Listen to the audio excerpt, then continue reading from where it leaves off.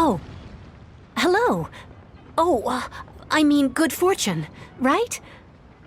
I'm still learning to talk like a local. Is there anything I can help you with? We wanted to ask, how do we get into Inazuma? Oh, so that's why you're here. Well, there is a way. Great! We came to the right person! But the chance of success is incredibly small. Huh. Incredibly small? Then how did you get out of Inazuma in the first place? It was in leaving Inazuma that I found out just how dangerous this method truly was. All I had to rely on was a little wooden raft that I'd put together myself. There was a storm raging ahead of me, and my pursuers were close on my tail. After I'd escaped their clutches, I floated on the open ocean for I don't know how many days. My rations and freshwater supply soon ran out, and I remember getting to the point where I was sure I'd reached the end. Then, I blacked out. But, to my surprise, my journey didn't end there. Or to put it another way, a new beginning found me. That's right. I escaped by the skin of my teeth. The fact that I'm even alive to tell the tale must be a sign that the gods were watching over me. What a horrible journey! And you set off knowing how dangerous it was? Why? Well, because everything is just too restrictive over there. The atmosphere is so stifling. The Kanjo Commission subjects everyone leaving or entering the nation to a protracted approval process, and I felt like I didn't belong there. Kanjo Commission? What's that? Along with the other two commissions, they oversee everything in Inazuma. We usually collectively refer to them as the Tri-Commission. I suppose they're equivalent to the 8 trades under the Liyue Chising. One of the obligations of the Kanjo Commission is to conduct rigorous identity checks on all individuals leaving or entering Inazuma. All non-nationals are processed centrally on Rito upon arrival. Meanwhile, the Tenryo Commission is responsible for implementing the recently promulgated Vision Hunt Decree. They act like the executive arm of the Raiden Shogun's rule, loyal, yet unfeeling.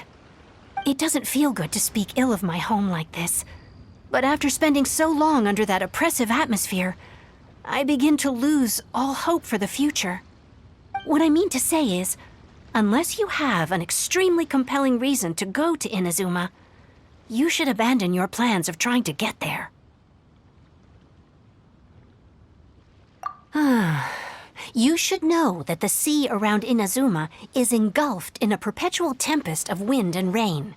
Supposing you survived that, you would still need to get past the samurai guards that enforce the Sakoku Decree, the closed nation policy of Inazuma. And even if you did manage to find a way, you'd still have to produce the necessary documentation at the Rito Center for processing Outlanders. Otherwise, you'd be kicked out immediately. Seems like they really don't want anyone setting foot in Inazuma, huh?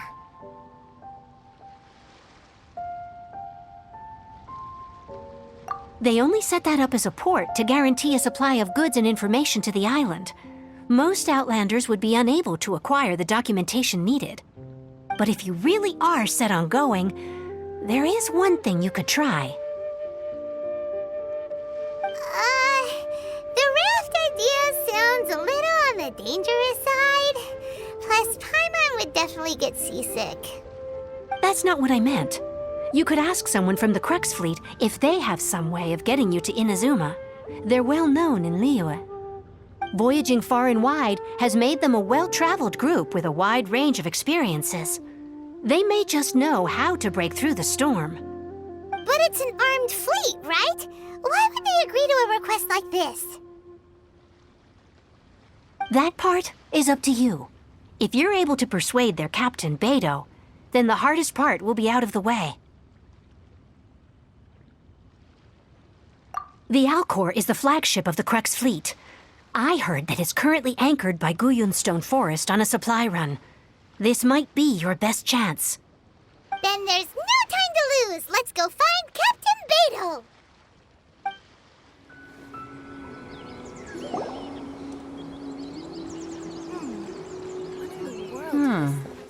we got here? Wait, I know you. You're that traveler, aren't you? The one who fought against the Beidou Osile, right? Ningguang told me about you. A traveler of great insight and remarkable skill has saved Liyue, she said. She's a hard one to please, so praise from her is high praise indeed. I remember thinking at the time that it'd be good to meet you in person. Judging by the clothes on your back and this floating thing, I guess that time has come. Hey! The name's not Floating Thing, it's Paimon! Paimon? What a fascinating being. You two give off not only the essence of wind and earth, but also of... yes, the stars. Huh? The fragrance of what now? That's the weirdest compliment Paimon's ever heard. Pay it no heed. I mean only to say I am certain that it is by fate, not chance alone, that we should meet. And that gives our encounter meaning. I prefer other means of entertainment. This young man is Kaidahara Kazuha, a temporary addition to my crew for reasons I won't bore you with. Occasionally, he opens his mouth and flowers come out instead of words. With this fine ship and the soft sea breeze, would it not be romantically irresponsible of me not to acknowledge it with a line or two of poetry? No, I can't argue with that. Okay, then. Once the clash is underway, I'll give you a chance to perform. Only if the mood takes me, of course. Poetry for poetry's sake tends to lack meaning. Hey, you don't want to pass this opportunity up too easily, especially seeing as our great hero here might be in attendance. Oh, wait a minute. What's the clash? Also, just to clarify, by great hero, do you mean... Huh? I thought you might be here to sign up. You're telling me you've never even heard of it? The Crux Clash is a martial arts tournament that I hold. There'll be a whole bunch of folks taking part to showcase their talents. There are two important rules. One, competitors must be renowned fighters. We want those with real martial arts ability, not just people taking part for the fun of it. So, you've got nothing to worry about there. I don't think there's anyone out there who hasn't heard of you. Two, you can't take part if you've got a vision. Otherwise, things get a little one-sided. You must be feeling confident, but you might want to watch out. There are a few crouching tigers and hidden dragons lurking around in Liyue. And with Liyue's savior taking part in the tournament, now that's gonna turn a few heads. I think we can expect a healthy turnout this time. But we didn't come here to take part in a martial arts tournament. Well, before you dismiss the idea completely, you might be interested to hear that the prize this time round is particularly sought after. Get this. It's a masterless vision.